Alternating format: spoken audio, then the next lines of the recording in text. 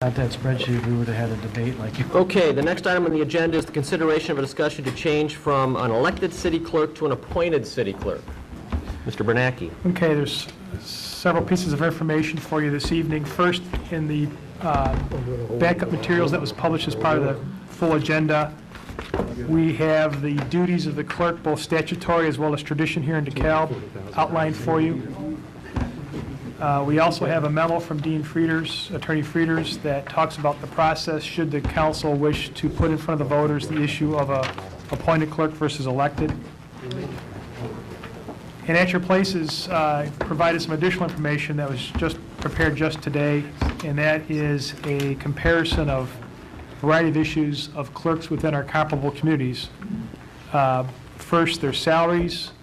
Second, whether those clerks in our comparable communities are elected or appointed, and whether those clerks are full-time or part-time. We did that for the comparable communities, as well as listing in order based on population from the International Institute of Clerks in Illinois on what those pieces of data say for those individual communities. So we asked for your direction. I will note that in our research, our intern's research, she contacted the president of the Illinois Municipal Clerks, who I believe is also the village clerk for Wheaton, if I'm not mistaken. Streamwood, is it? Okay. She'd be happy, if schedules allow, to share with you purely informational, not an opinion-based type of input, but purely informational overview of the differing structures of a full-time versus part-time, elected versus appointed clerk's position, if you think that's of value.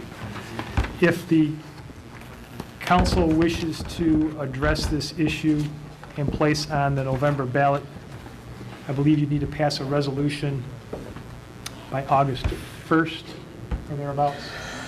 August 20th. August 20th. The issue regarding the clerk's salary for next year, you'd have to make that decision by the end of June per our local ordinance. So staff asks for your direction. So we have a couple of options here. A few years ago, we voted in favor of putting on the ballot that the city clerk be strictly an appointed position and not an elected position. That's correct. And that's certainly an option we have here. The other option I see is that we could continue to have it be an elected position, but we then, by ordinance, would change the salary structure, and we could, without having to go to referendum, if, as I've heard from some people in the community, that we think it's a good idea that we have an elected position in that office, but that elected position would be more of a part-time position, and then there would be more of a full-time deputy clerk to do the day-to-day. to do the day-to-day operations. So I think those are the two options that we have here that we would want to look at. And that changing that salary to a part-time was not an option that we could have had, but we did not take because I think we were very satisfied with Donna Johnson, who was doing a very excellent job, and we didn't want to pretty much take her job away from her, and we felt that her job was being done in a very competent manner. So, no, she was retiring. Yeah, that's right. Thanks. Okay, so in other words, we have a couple options here, and I guess I'd like to discuss what these might be. Ron? Well, yeah, first of all, I would have interest in possibly listening to the municipal clerk person from the state of Illinois, anyway, to hear some of the discussion on that. But it really gets back to why would you want to make it a part-time position? Then what function would it really have, that position have, if it was just a part-time? And secondly, whenever that referendum was 6, 8 years ago, I think one of the issues at that time was that the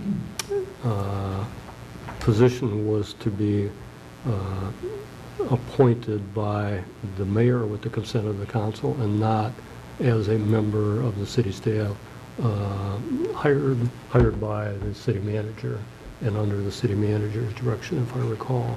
And some of that, I recall, was some of the downfall of that referendum back then. And if I'm not correct, then maybe that should be checked as to how that referendum read.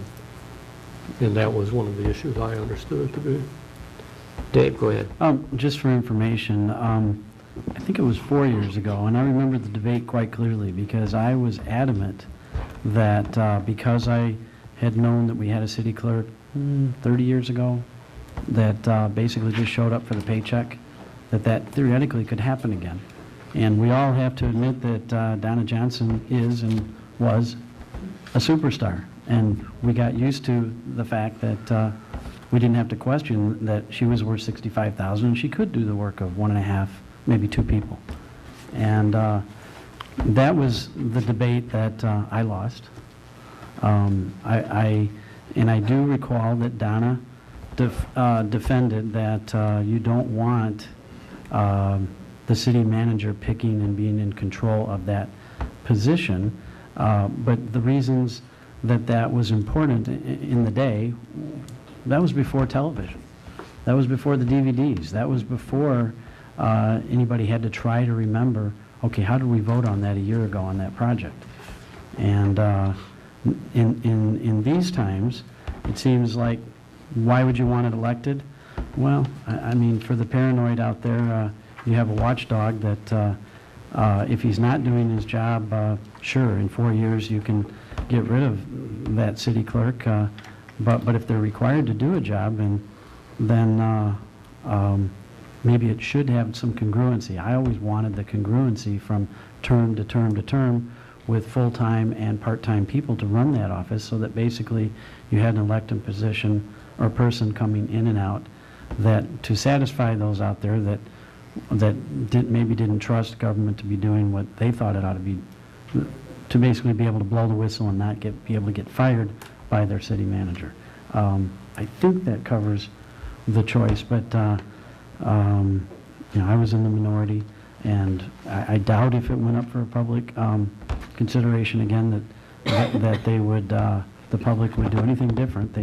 I do believe they expect that position to remain elected, but I'd be the first person to say, don't expect them to do much, and then commensurate with their expectations, 5, 12, you know, maximum 15,000 a year, although I was pushing for 35,000 a year, ought to be what that position is, and give the rest of the budget to professionals that will stay with us from term to term.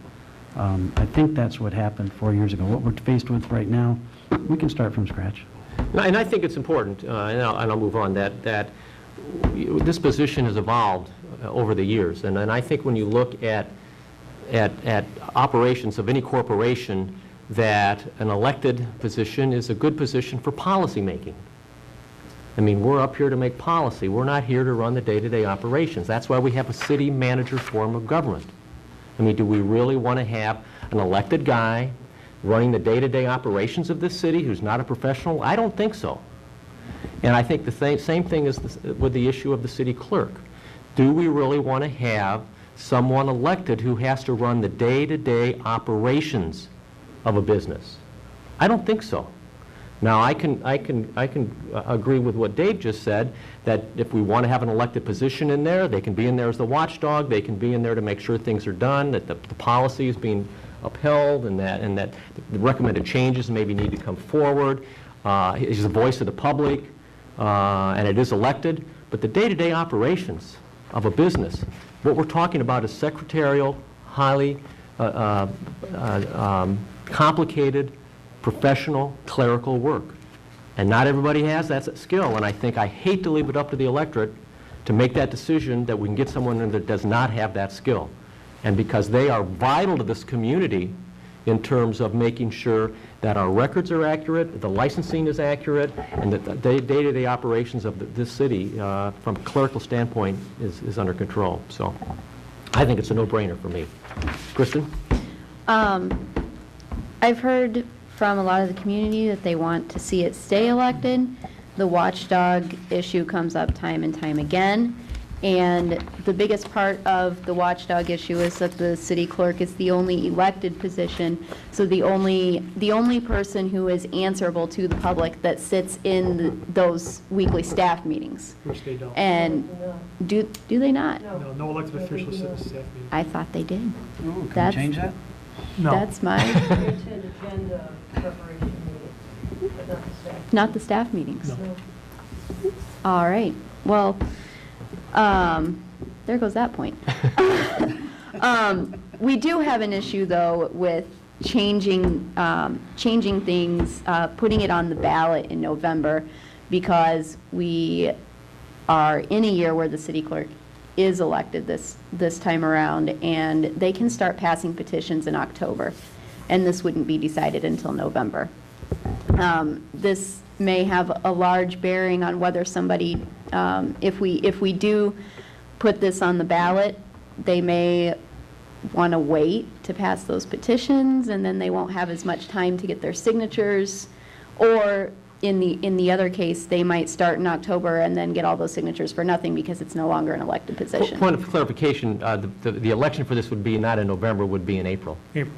And so that they would start their petition drive probably in November. I think the new election law says that you have to have your petition signed by the end of December now, I believe. So so we're Yes, not so looking at it. you can start passing petitions in October, if I I- remember correctly. I And don't- you I have to don't- ask the county I clerk don't about that, but but I'm pretty sure you can start passing in October. And I know when I ran, I passed as early as possible to avoid going door to door in the snow. Also, somebody brought up the purpose of having a part-time clerk. I mean, it's listed out right here in the state statutes what the city's clerk's responsibilities are. I could probably support going to a part-time elected clerk who oversaw the office and who had the state statutory duties, but I would not support being fully appointed at this time. Mr. Gallagher. Thank you, Mayor. For members of the council, just name off a few of these cities and villages and towns and stuff. So you've got Elgin, Schaumburg, Arlington Heights, Normal, Illinois, Hoffman Estates, Downers Grove, Moline, Plainfield, Carpentersville, and those are all anywhere between 30,000 to 100,000, 200,000 individuals that live in these cities, and these are all hired or appointed, right? I'll make it clear again, when we were doing budgeting last year, I asked the city clerk, the sitting city clerk at that time, I'm like, there is no check and balance in that particular position. Staff doesn't oversee that position. It's an elected position, and you're a population of one that runs your own ship, and you can fall into that exact same trap that happened with us regarding these minutes that weren't being done on a timely basis, right? So all of a sudden it puts us in a corner.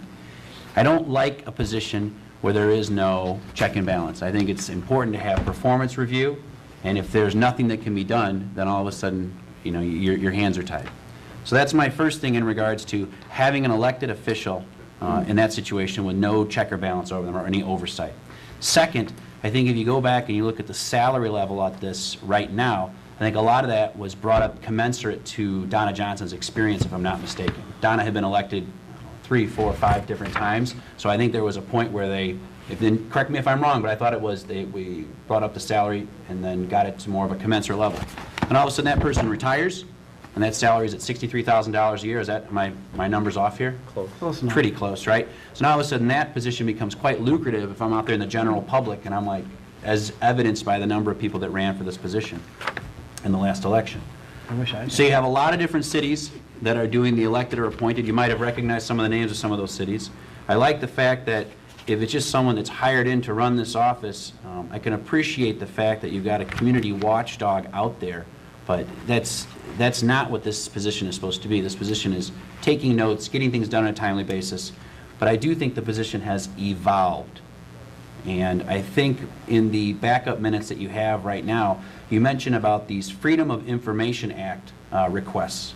So I guess my question would be, do some residents abuse this to where it forces our clerk an undue amount of time to constantly deal with these FOIA requests that come in on a regular basis that basically, I don't know what they accomplish. I'm not exactly sure what they accomplish. Maybe it meets some inner psyche of someone to feel like they've really got all the information that's there, but is that something now where this position has evolved, where this is all they're seeming like they do for half their day? Diane, you could probably speak to this right now. Yes, I could. Is half your day spent just doing FOIA requests? In the microphone, I want to hear this too. Last year, we got 150 FOIA requests. We do get quite a few. There are some days that go by, we get none. Some days we can get 3, and they can be The response can be quite voluminous at times. Does it and we seem do like- have repeat. Does it seem like, yeah, that there's repeat offenders that just constantly... Well, requesters, possibly. I'm sorry, requesters, repeat offenders, right. Repeat. So you have repeat requesters that are trying to get down to this information to try to discover the magic bullet, right?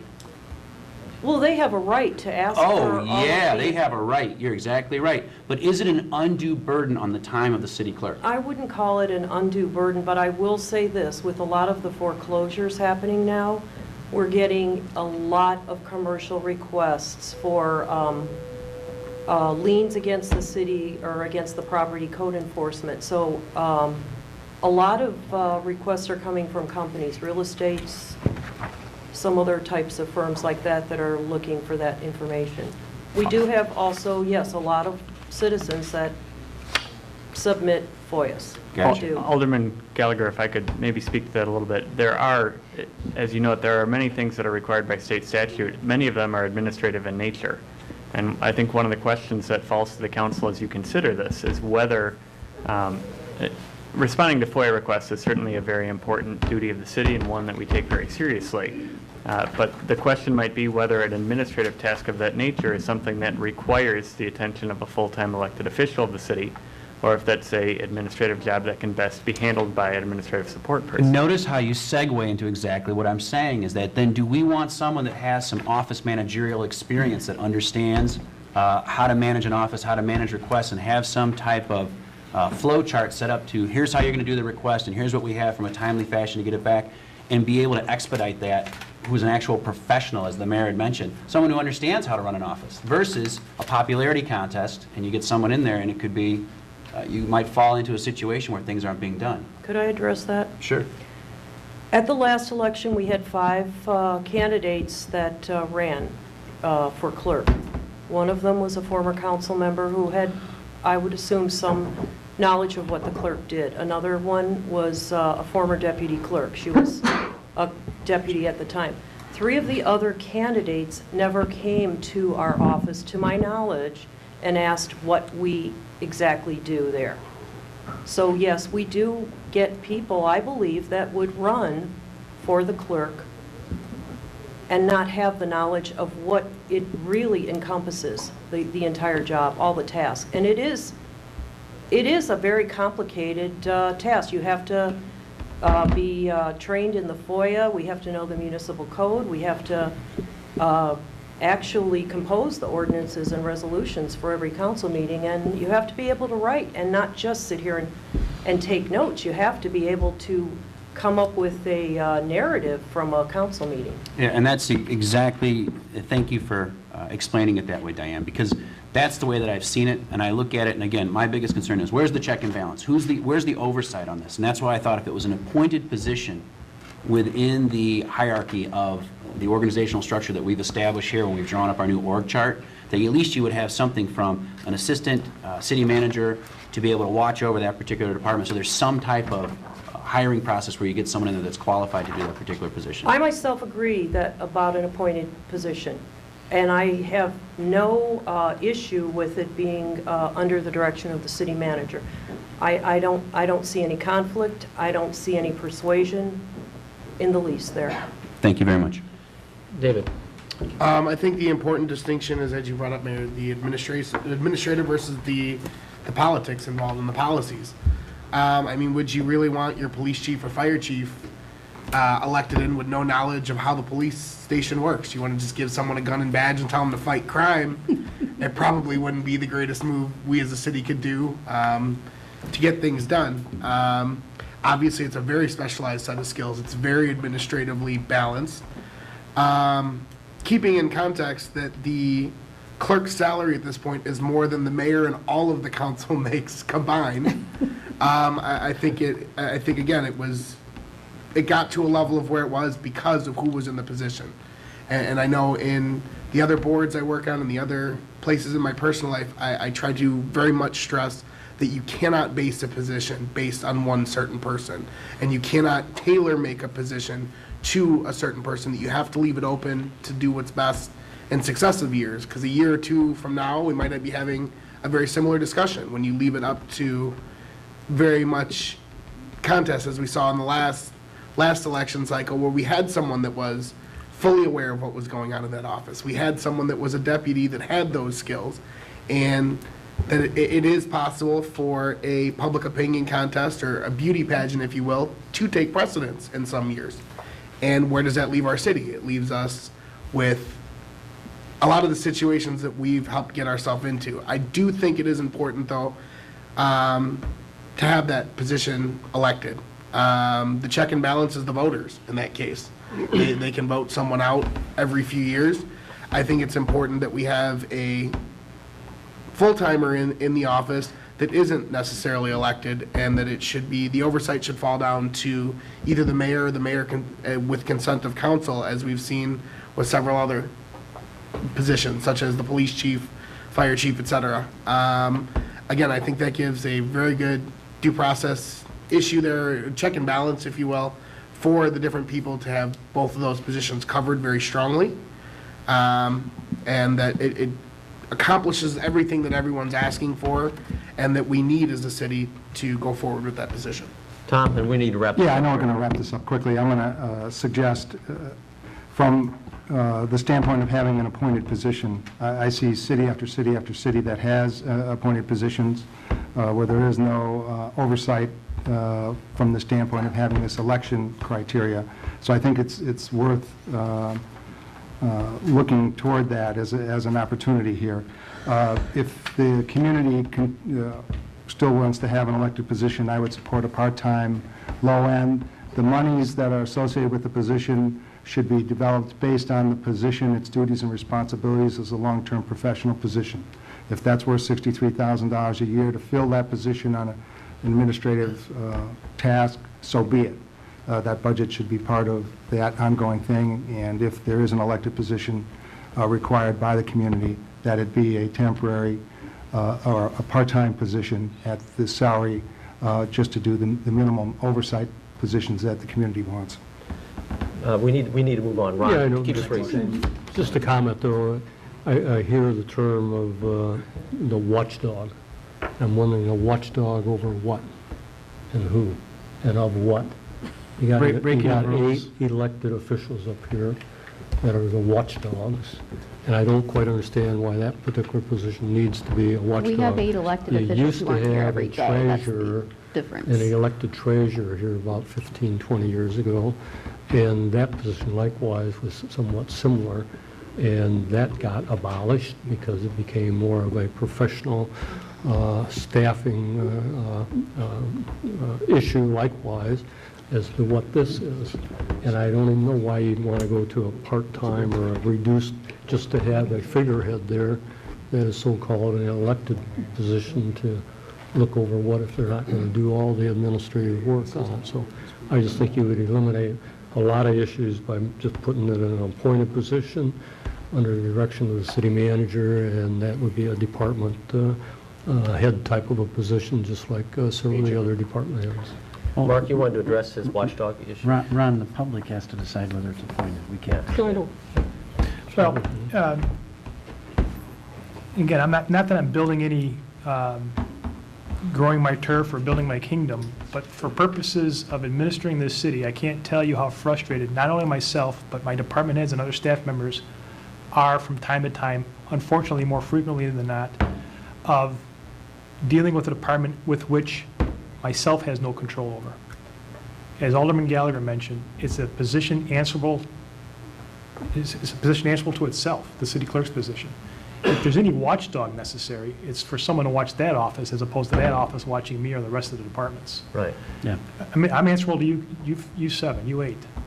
If I'm doing something wrong, you're going to hear about it, and there'll be consequences. If my departments are doing something wrong, you're going to hear about it from me, and there'll be consequences. There's much more oversight if positions are administrative answerable to this body.